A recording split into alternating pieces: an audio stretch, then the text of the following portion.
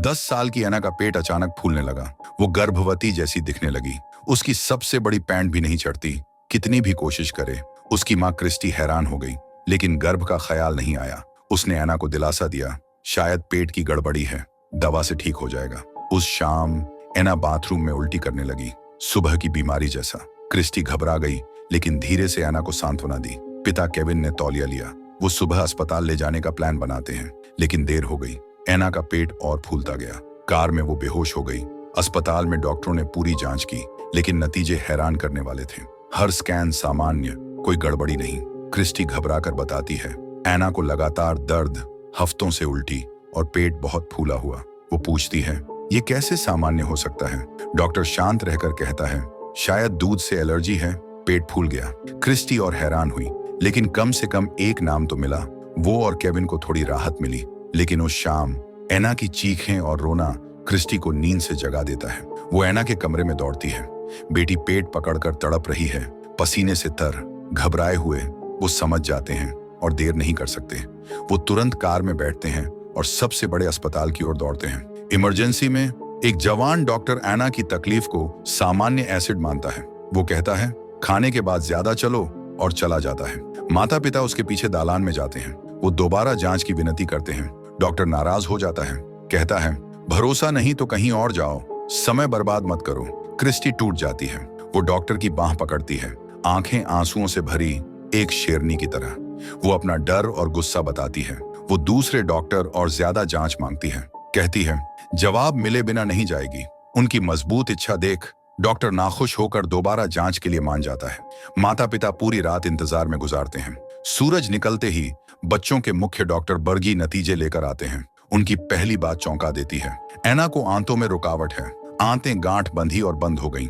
Operation न हुआ तो जान खतरे में। सोचने से पहले 2 नर्सें आती हैं और एना को तैयार करने लगती हैं। एक नर्स केविन को नली दिखाती है, कहती है, ये एना की नाक से अंदर जाएगी। केविन को एना को स्थिर रखने में मदद करनी होगी। वो तैयार थे, लेकिन आने वाले पल उम्मीद से ज्यादा मुश्किल थे। वो बार बार कहते हैं, मीठी, बस हो गया। जब तक एना को सर्जरी में ले जाया जाता है, माता पिता सुन डरते हैं कि कुछ बुरा ना हो जाए। शुक्र है सर्जरी जल्दी खत्म हो गई, लेकिन उन्हें डर लगता है एना की हालत सुधरी नहीं और खराब हो गई। डॉक्टर बर्गी ने ऑपरेशन में गंभीर समस्या पाई। एना की आंतें पूरी तरह काम नहीं कर रही थीं, पाचन तंत्र बेकार। सबसे दुखद, इस बीमारी का कोई इलाज नहीं। एना की जिंदगी सिर्फ नाक की नली से पोषण पर निर्भर। ये सुनकर क्रिस्टी आंखें बंद कर लेती हैं। दर्द से बेटी का भविष्य सोच नहीं पाती। वो बाकी बातें नहीं सुनती, सुस्त सी उठती है और अकेली कमरे से चली जाती है। जिंदगी क्रूर है और चलती रहती है, चाहे वो माने या न माने। उसके बाद एना सिर्फ नली से खाती है। रंग बिरंगी दवाओं के अलावा कोई खाना नहीं। क्रिस्टी सकारात्मक रहने की कोशिश करती है, लेकिन हर बार एना का दर्द भरा चेहरा देख दिल में छुरी सी चुभती है। डॉक्टर ने कहा, कोई इलाज नहीं, लेकिन एना के माता पिता चुप नहीं बैठे। क्रिस्टी हर बच्चों के अस्पताल को फोन करने लगी। केविन ने खेत गिरवी रखा, ज्यादातर संपत्ति बेची एना के इलाज के लिए, लेकिन महीनों की मेहनत के बाद सब व्यर्थ लगने लगा। कोई फोन नहीं लौटाता।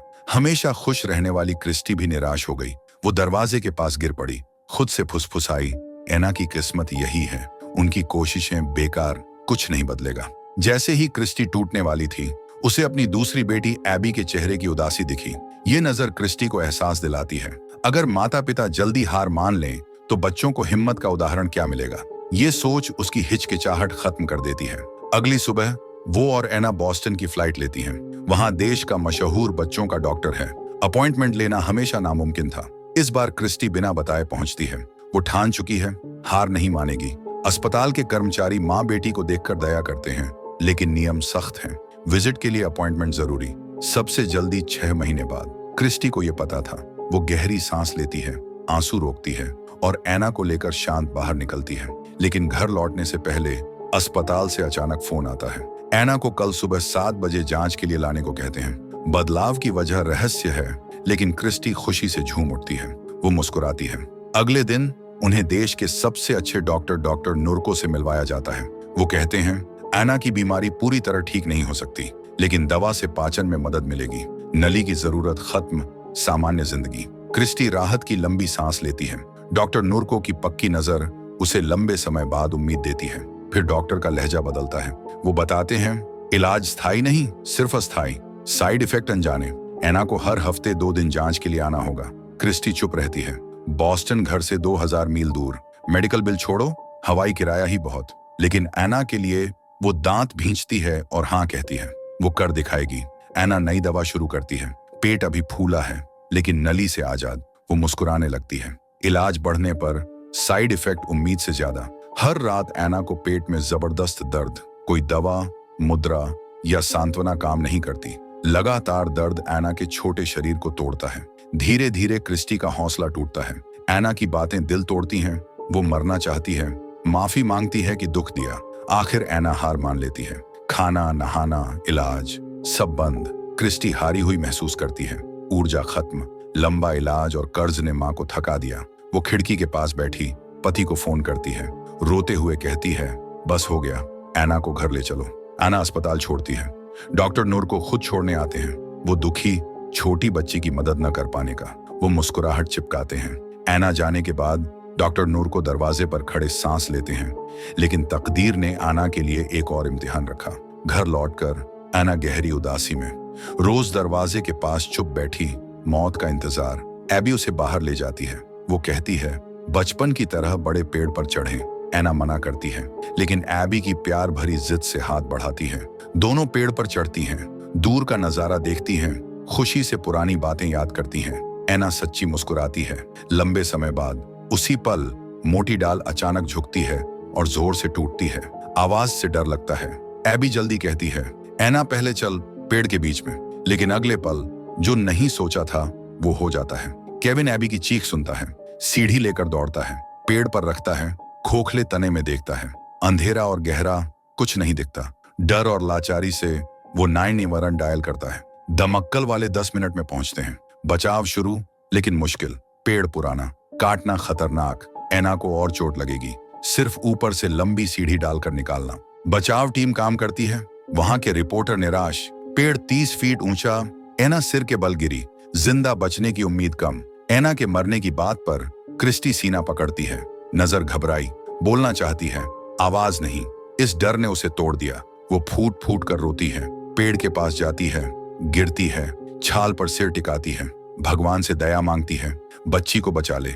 देखने वाले छू जाते हैं। एक एक कर क्रिस्टी के साथ खड़े होकर दुआ करते हैं। 3 घंटे की तनाव भरी कोशिश के बाद एना बाहर निकलती है। उसका शरीर सुस्त जैसे कठपुतली। केविन और क्रिस्टी का दिल धड़कता है।